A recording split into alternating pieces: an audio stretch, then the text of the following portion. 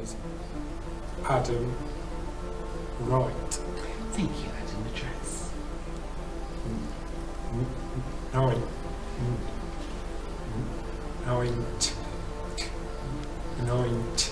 19 Brookdale Road. And today's date, please. 25th of June 2008.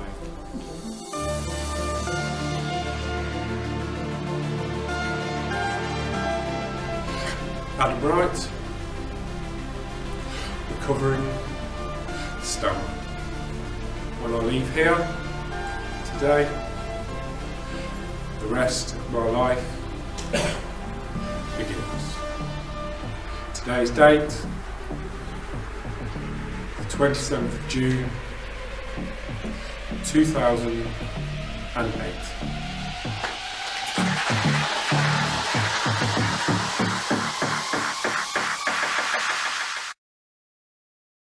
Villa will always have more footballing ability than what Small Heath have got. But what I always worry about in the build-up to these, do we have enough passion and determination? And between 2002, 2005, 2006, Birmingham had more of it. And ever since then, I've always worried, but I've never worried all week. Unbelievable day. What all I want to say is, Hutton scenes, unbelievable scenes. Gets that ball, and you think, go on then. He's going to shoot. It's just scenes. I mean, Hutton to score in the derby to make it 4-2. That just tops the day. I mean, what scene? What a goal! The Scottish Cafe! The Scottish Cafe! Hello, everyone. Welcome back to another edition of On the Line Life Stories, where we speak to incredible individuals affiliated with Aston Villa, all about their life stories. And today I'm joined by Adam Wright, Aston Villa fan and recovering stammerer, famous for appearing on the Villa View fan cams, as well as his own documentary, Adam Wright, Living with a Stammer. So Adam, as we established, you are an Aston Villa fan. So who and at what age were you introduced to the club? Probably ever since I was born, really. Aston Villa runs deep into my family. My dad is an avid Aston Villa fan, and his uncle was who introduced him to the Villa, and there's a few other members of the family as well. So when I was born, it was just a natural thing, really. I didn't know any other way, to be honest. I was putting Aston Villa shirts from a very young age, and I just thought that was the way it was. I didn't realise I had a choice, to be honest with you, but hey, I wouldn't have it any other way. And to be honest, looking back, he kind of had it easy as well, because I suppose during my early years and teenage years were some of the best times. So I had my first season ticket when I was about 7 or 8, and then I enjoyed the runners-up in the old first division, and then runners-up in the first ever Premier League season. So that would have been 92, 93. So I'd have been about 12 or 13 then. So I was loving it. You know, I just thought this is what happens when you support Aston Villa. We're always up there. We're always challenging. Went to Wembley in '94. That was amazing. I remember that forever as a 15-year-old lad, just walking down Wembley Way, and it was just incredible, just the noise and the sound as we walked down and back to Wembley in '96. We won again, and I'm thinking, oh, it's great as a Villa fan. So yeah, that's how it happened. So let's talk specifically about Villa Park. At this current moment, a modern but historic stadium, and you shared pictures recently on your Twitter account of pictures of you at Villa Park whilst it was being refurbished a fair few years ago. So when first stepping into that ground, what were your predominant emotions? I can just remember the size of it, really. My dad took me in the whole 10 when it was still an all standing, so there's no seats, and just the fact that everybody's there doing the same thing, supporting the Villa, and that whatever word I'm looking for there, camaraderie between the supporters and the atmosphere and the singing. My dad as well, he made me a special stool which clipped on to the railings, which went up the middle of the old Holt end, and it just clipped on, and then I kind of sat on the stool, and it looked like I was perched on his shoulder. So I probably can hold the claim to fame that I probably had the first ever seat in the Holt end. Yeah. So you talked earlier about going to Villa matches being a family affair. So during your childhood, what was life like growing up in the Wright family? Yeah, it was good. Just a normal family.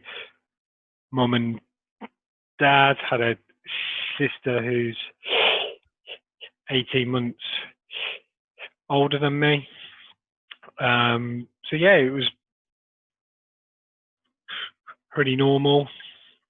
I think it's all I ever known, so I don't, it was good. I had a good childhood. I had kind of everything that I wanted. Obviously, well, I'm sure we'll come on to talking about my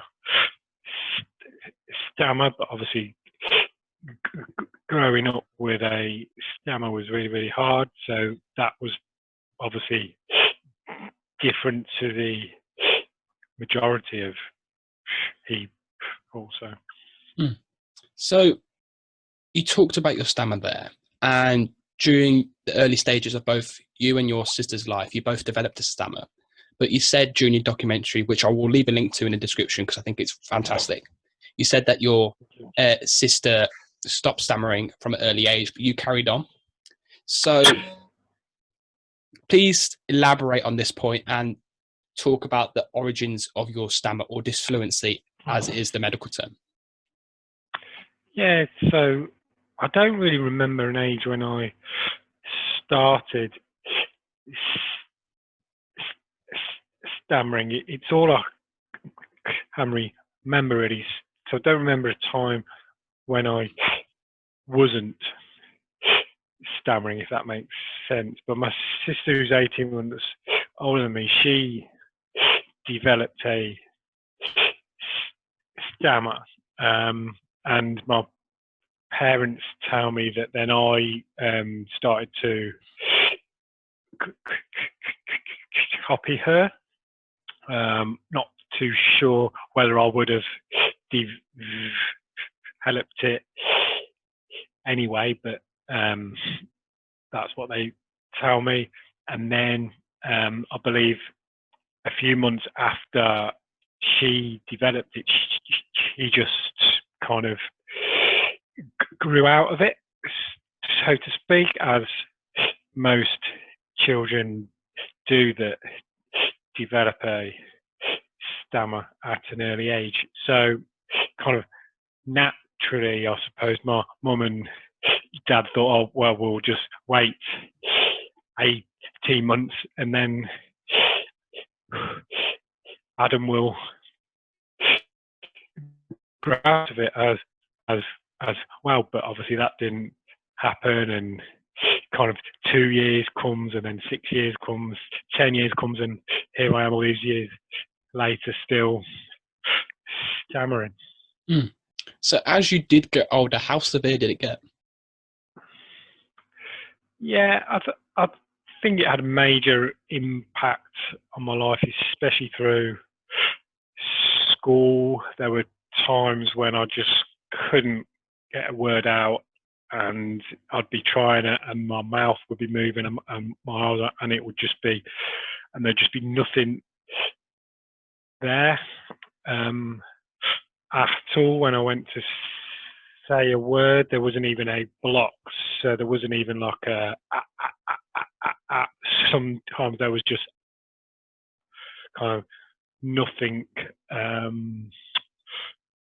coming out, which is obviously difficult when you're at school and you're being asked to read out of a book in English, or to answer a specific question within a lesson environment, and just being around kind of other children, really not saying what you want to say exactly. So some words would be more difficult than others, some sounds. So maybe there'd be a talk at lunchtime or whatever about football. That's what it normally was about with me and my mates, but we would be talking, and then I'd think, oh, what's he talking about? That's a load of rubbish. And I'd go to say something, or want to say something, and realise, oh, no, I'm not sure about that word, it's not going to come out, so I just hold back, really. So nobody ever really sees the real you, because there's lots of words that you're hiding. There's lots of times where you don't get involved in the talk that you want to. You don't want to chip in with your thoughts and things like that. So how you speak and how you come across to others is your personality. It's how you show yourself to other people. So nobody really gets to know the real you unless you're very, very close to that person. So it does have a massive impact. For instance, at like school, I very much had a reputation of being loud and disruptive, and people watching this may think, what if he was loud? He was obviously talking, but I think it's well known or commonly known that if you shout and you raise your voice, 9 times out of 10 anyway, for a person that stammers, those words will come out for reasons that are a bit more complicated to explain here, but it will come out, and therefore that was my way of being heard. So I would shout, and that would then lead me to getting into tricky situations with kind of other people, and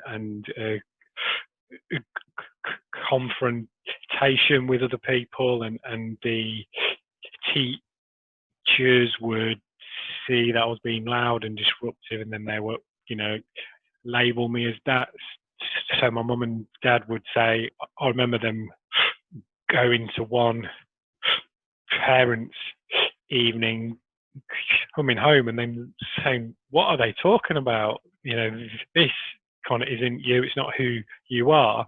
And then even like I didn't explain that to my mum and dad either, because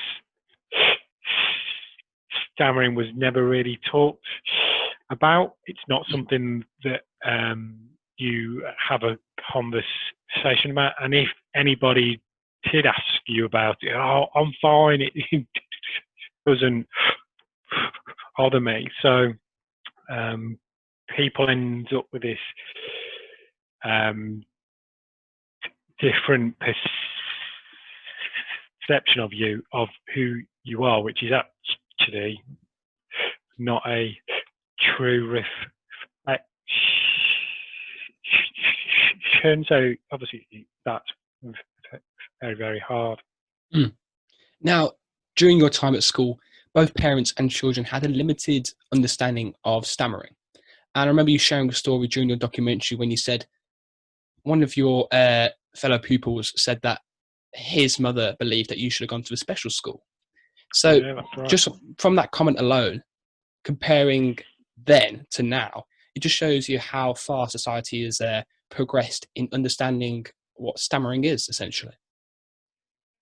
Yeah, I would definitely like to think so, although some of the stories that I hear from other people, I do have to question if we've come as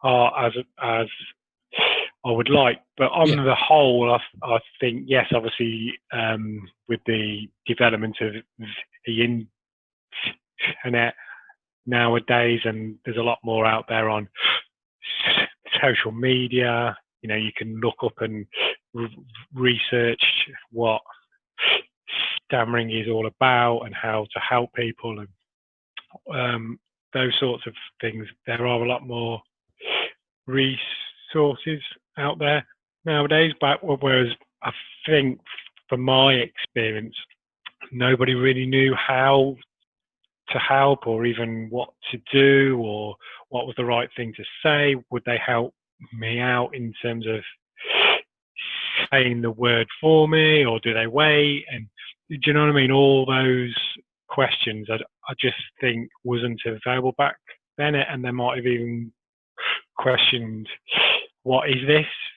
Why is he not able to speak very well? And then you get labelled, you know. So yeah, that was really, really tough. So during those difficult times, I imagine your relationship with your family grew ever stronger.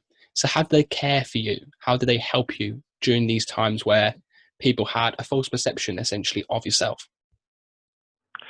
Yeah, I think obviously they tried to protect me as much as possible. But again, if they tried to ask me about it, I wouldn't really open up. I wouldn't really speak about it. I'd just cut it out and just go and do something else, and I would avoid everything. I think I would have done anything not to have talked about it. It's not something that I did, and I know that's a very similar experience to lots of people that stammer as well, that it's very difficult for them to admit that it's something that bothers them. I can even remember talking to my now wife in our early stages of our relationship, and she asked me about it, and I'm saying, it don't bother me, I am who I am, and all these things, and it doesn't affect me, which is obviously a complete pack of lies. And it was only later, really, when I admitted to myself that it's having a huge impact impact on my life and the life choices that I'm making. That was the first time that was the first hurdle that I had to get over to actually start talking to people and seek out help. That was the first hurdle really, and then when I then did that, then I was then kind of able to say, okay, then let's have a look into what possible help there might be out there. So, talking specifically about your childhood, would you relive it without having a stammer? Good question. I think my childhood, yes, 100%. It would have been so much different if I didn't stammer, obviously, and a whole lot easier, and it would have spared me all the bullying and teasing and everything that went on. But in terms of not having a stammer at all right now, if you said that to me, I think it's a very difficult one. If you said to me you knew somebody, or there was this magic hill that I could take and it would suddenly disappear, I think I'd have to think very long and hard whether I would take it or not, purely because on reflection, I think my stammer very much has kind of shaped who I am and my personality and the good attributes that I think it brings me through having a stammer as well. I've met some amazing people and built some amazing friendships up with other people that stammer as well, which I'll always have now. So, and kind of that group of friends that I have, I probably wouldn't swap that for anything. But if you'd have definitely have asked me when I was in my teenage years or my early 20s, here, take this and you'll never stammer ever again. Yes, please. So, for those that do follow you now over the past few years, it's clear to see that your stammer has started to become less prevalent. And part of that has been down to the Starfish Project, that you do attend some sessions. So please, for the viewers who do not know what the Starfish Project is, please explain what it is to us. Yeah, so the Starfish Project is a non-for-profit making organisation.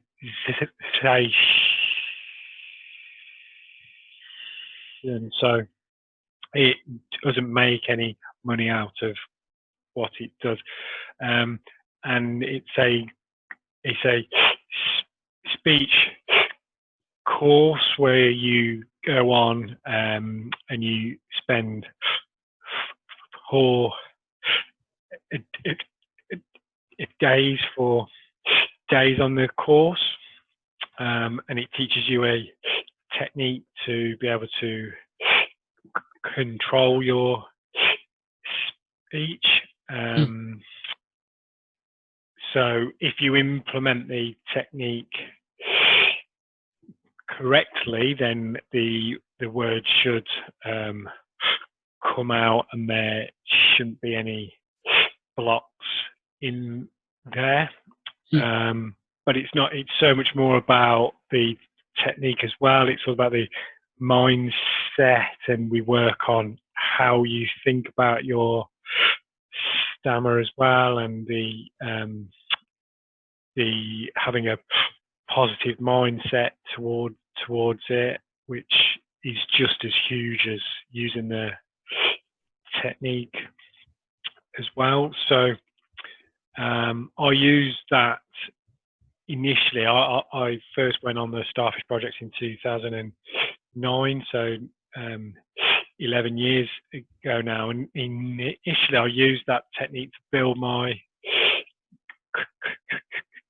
confidence up. So I'd be thinking about my technique all the time, and then going into situations and trying to execute it as best as I possibly could.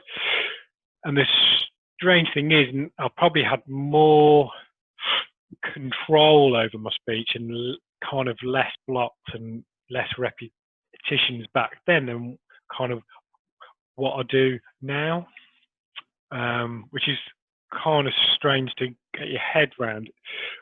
I've kind of, I don't want my life all to be about using a technique and having to think all the time about how I'm going to speak. Don't get me wrong, I would rather do that than not be able to speak at all, but I very much think of my recovery as a kind of a journey. So if I hadn't have done I wouldn't be doing what I'm doing now, because that gave me the confidence to do public speaking and go on the Villa View and do all those sorts of things. That's where my confidence came from. But also, I don't want it to consume me. So I don't want to be thinking of my technique all day, every day. There's always aspects of it there, which is great, because after doing it for 11 years, some of it now just comes naturally to me.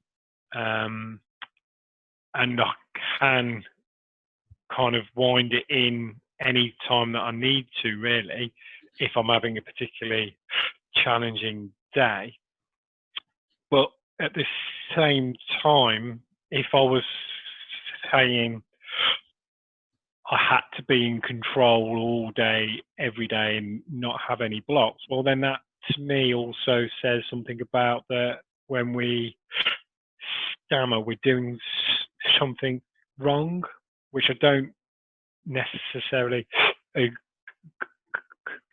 agree with that, because I can't help stammering, because whilst the technique gives you control, it's not a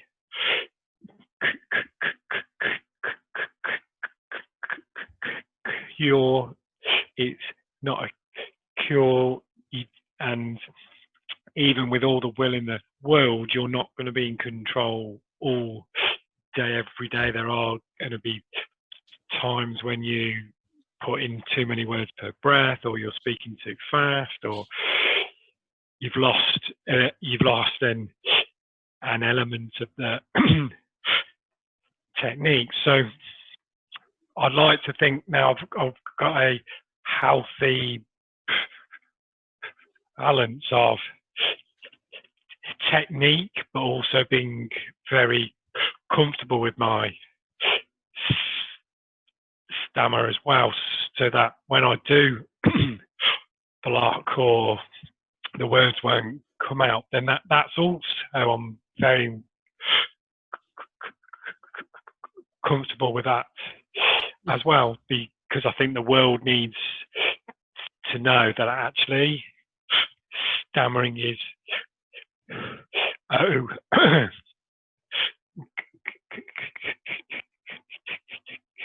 okay. Stammering is okay, and there's nothing wrong with it. And whether you choose to learn a technique or whether you choose to go on certain therapies, that should be a completely individual choice. So when you were first told about the Starfish Project, what were your immediate thoughts? Because you talked to us previously in this podcast about the fact that during the early stages of your life, you were unwilling to open up about stammering. Yeah, so I think when I first admitted to myself about my Stammer and the negative impact it was having on my life. That was when I then started to look into what my options were, and I did try a couple of other things before I did the Starfish Project, but they didn't really work out. They weren't for me. I think you have to be very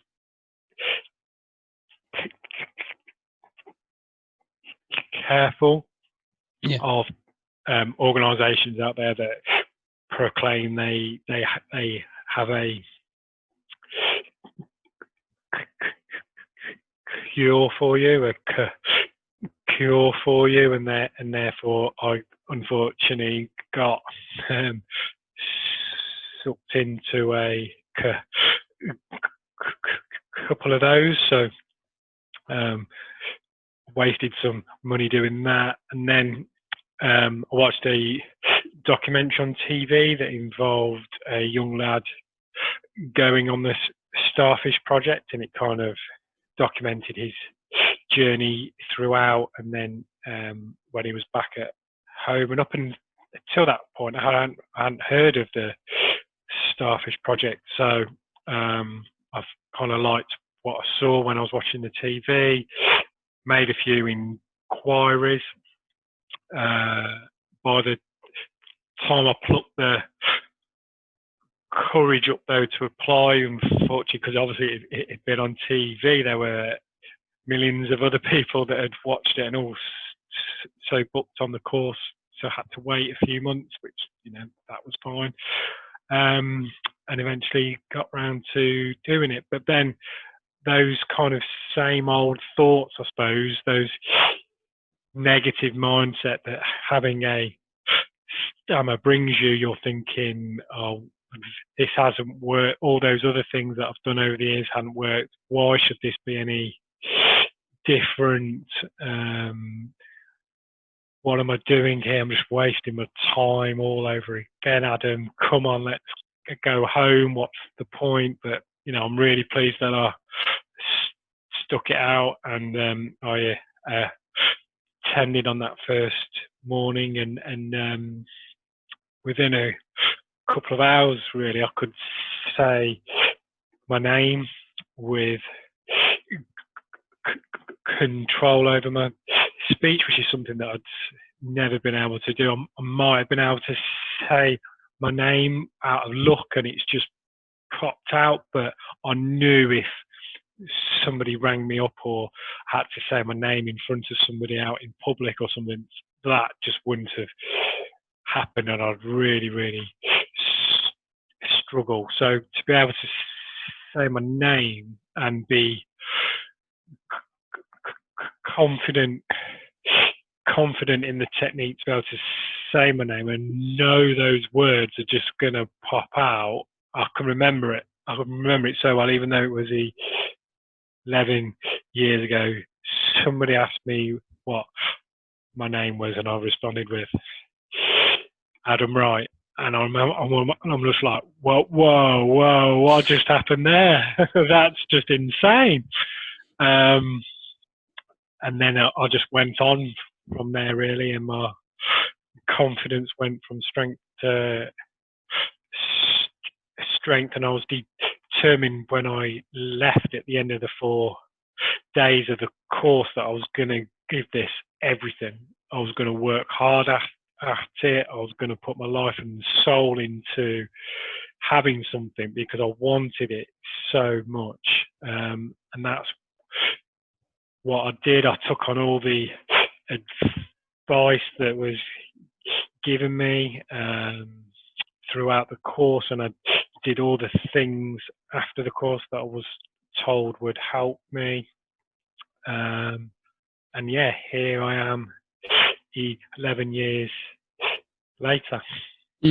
So you've been a part of the Starfish Project for 11 years now. So you must have met some other fantastic individuals who also suffer with the stammer. Absolutely. So who have been some of your favourite people that you have met? Now you're putting me on the spot. So I suppose somebody that's had probably the most influence on my recovery from stammering is a guy called Michael Wyant, who is also an Aston Villa fan as well, and also now one of my best friends as well, in terms of kind of helping me to the way that I think about things and guiding me in the right direction. There's a guy called Matt Callard as well, also very influential in what I've been doing. There's Tim and Dan at the support group, and John and James. All these people now that I see them on a regular basis, and I regard as really good friends, and they continue to inspire me every time I meet up with them. So for anyone now who is also struggling with their stammer and is unwilling to attend services such as these, how much would you advise them? How much would you encourage them to attend services such as the ones that the Starfish Project do put out for people? Yeah, I would say, look, if your stammer is having a negative impact on your life and you want to do something about it, definitely, there's lots of resources out there on the internet nowadays. Look at what courses are available. For me, I fully recommend the Starfish Project, the whole ethos around the course and what it stands for, being non-profit making, and the values that it has really is reflective of my own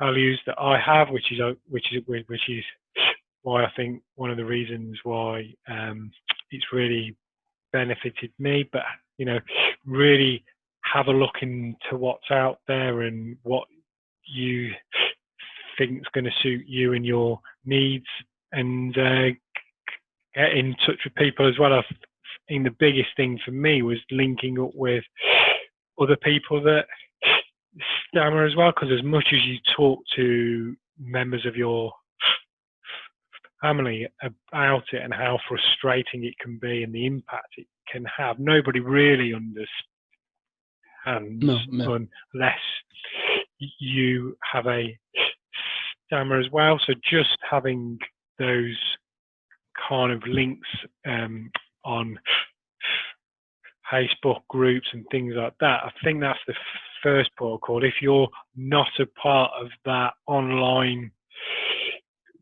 community, go and do that first of all, because just linking up, I can remember it was such a strange thing, having that first conversation with somebody else that stammers, and them saying that when they ring people hang up on them and stuff like that.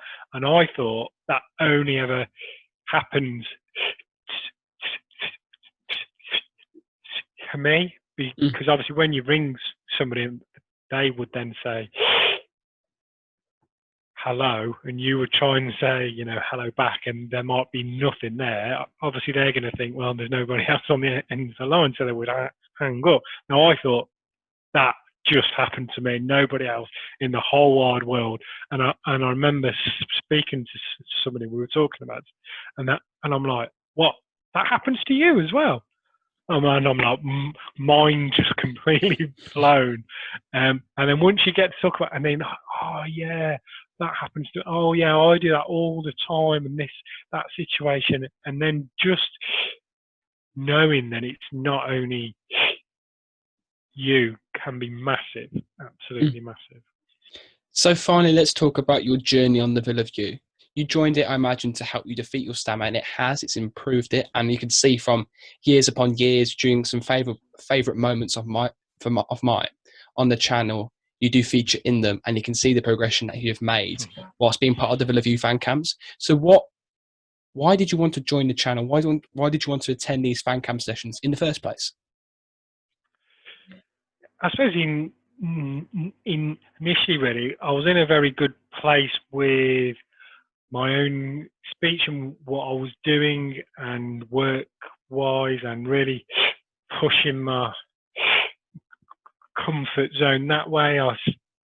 Previous to that, I'd started my own YouTube channel. I was doing vlogs about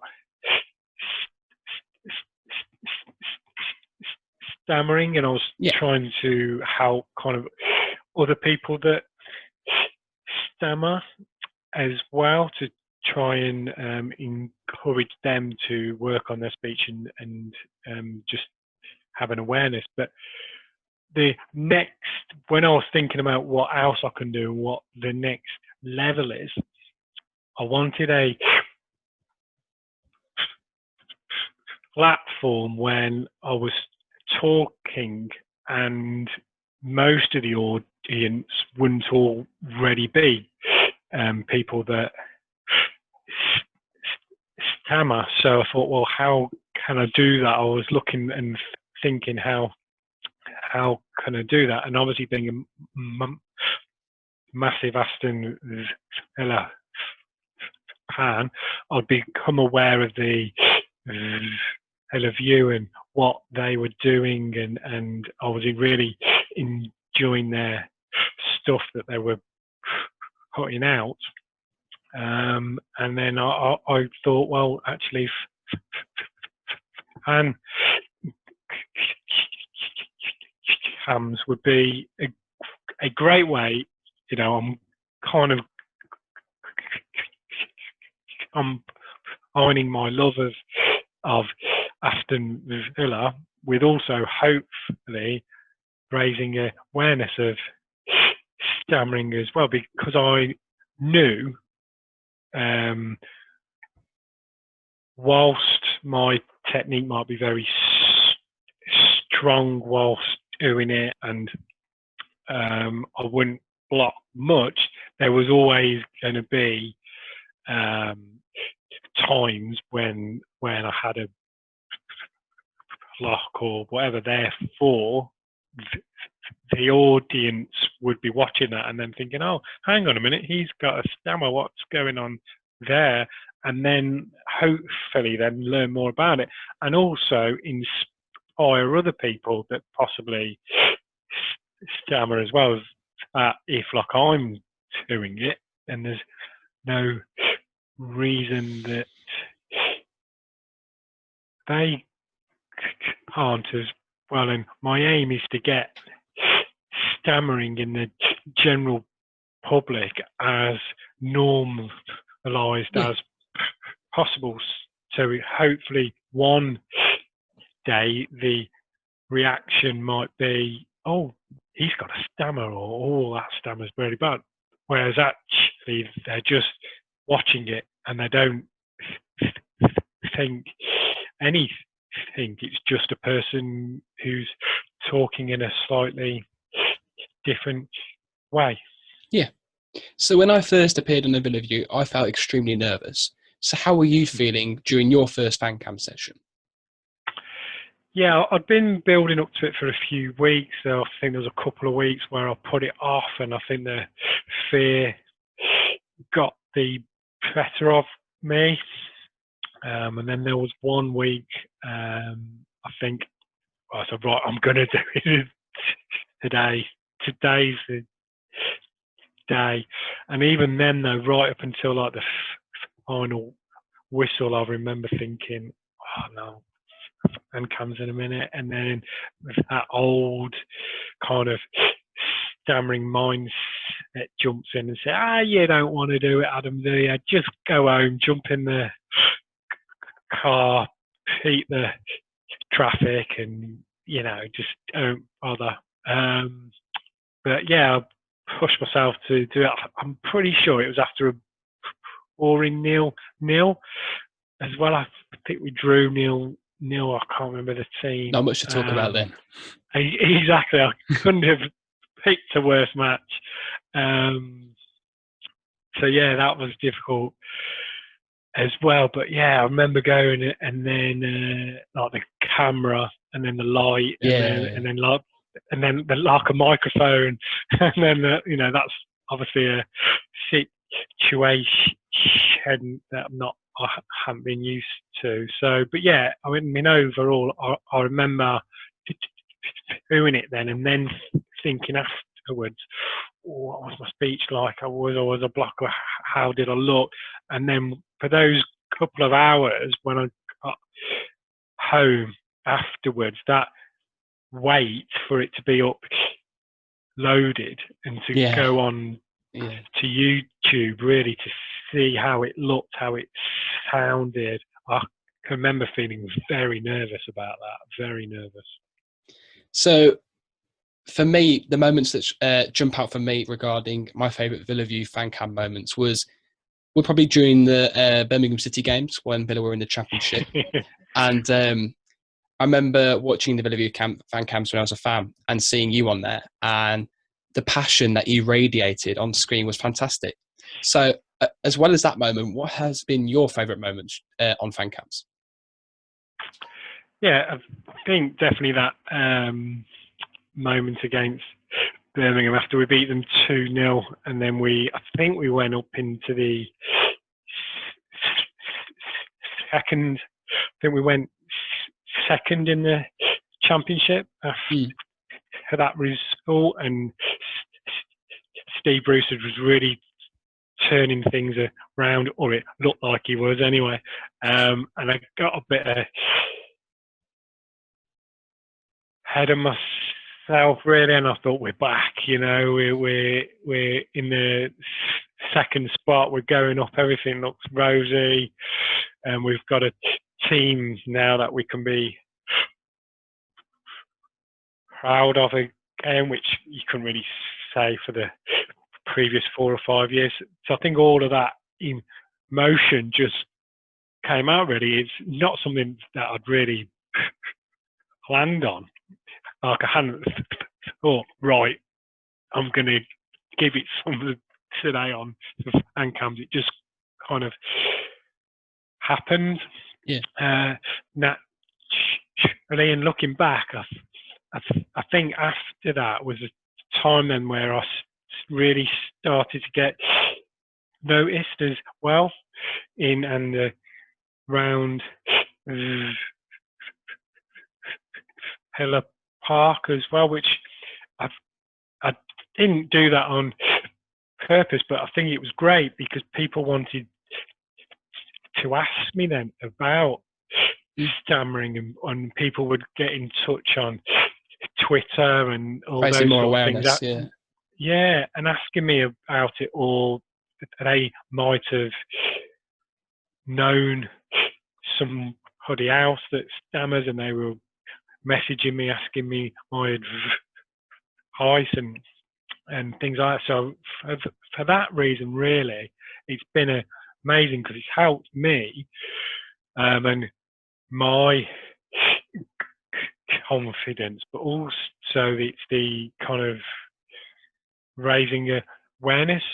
So when I go back to what we spoke about a few minutes ago about what the reasons were going on it, that was it. So to be able to then stammer and be able to do it openly and to not worry about it, and if you like, normalize it, that for me has been unbelievable. And to have people come up to me at Villa Park and say, "You're Adam Wright from Villa View fan cams," and so you got, oh yeah, you're a legend, and all those things. That's been just amazing.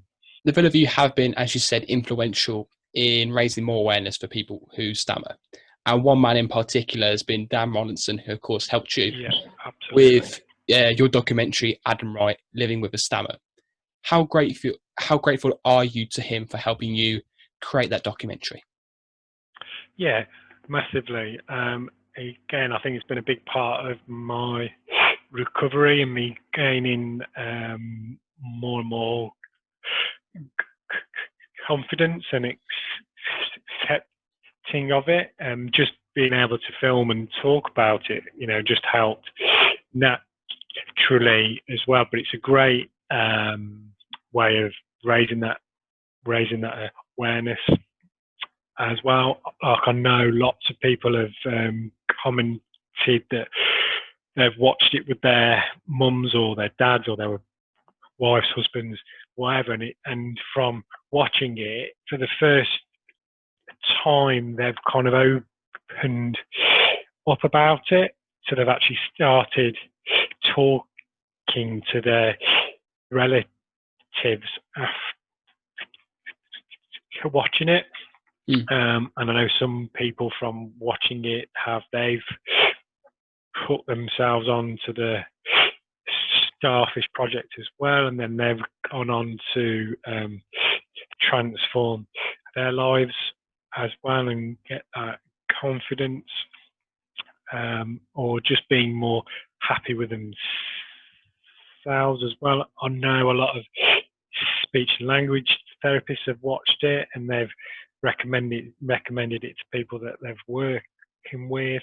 So yeah, it's been massive in that way. But for me as well, being able to point people in the direction of it and say, if you want to find out more about stammering and how it impacts on people, and watch this.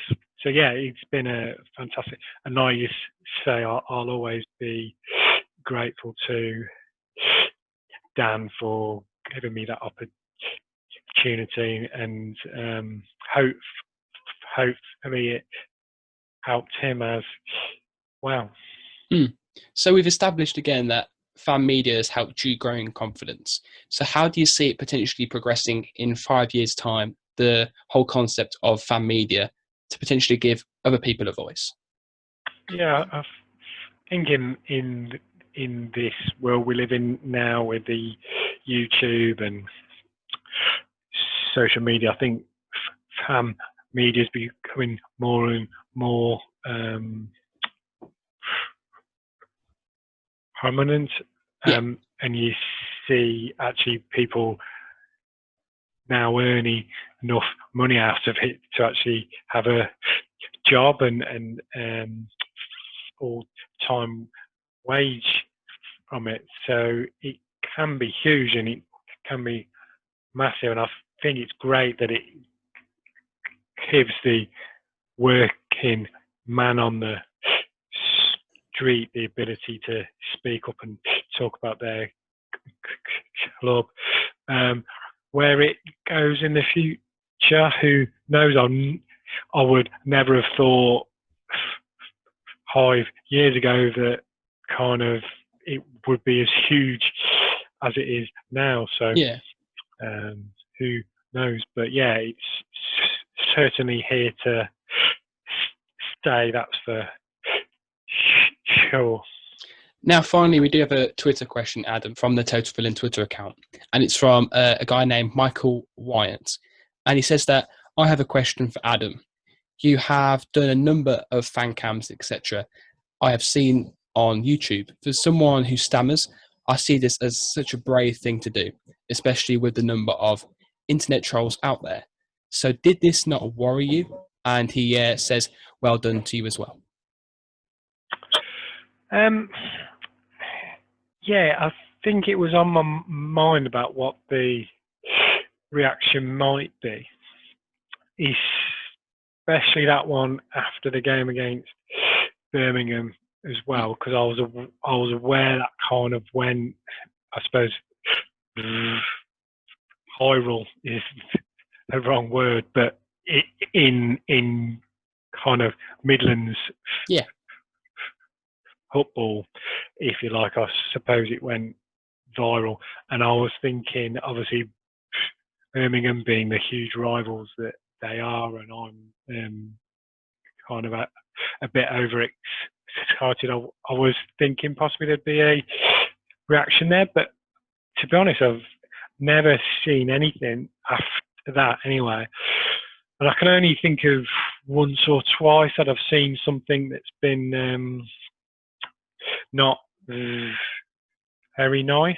And to be honest, I think having a stammer anyway makes you kind of trying to think of the phrase that it kind of makes you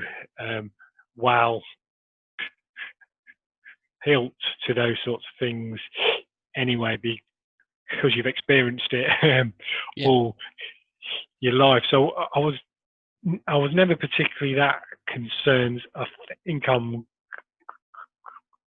quite thick-skinned as a person anyway, so not a lot really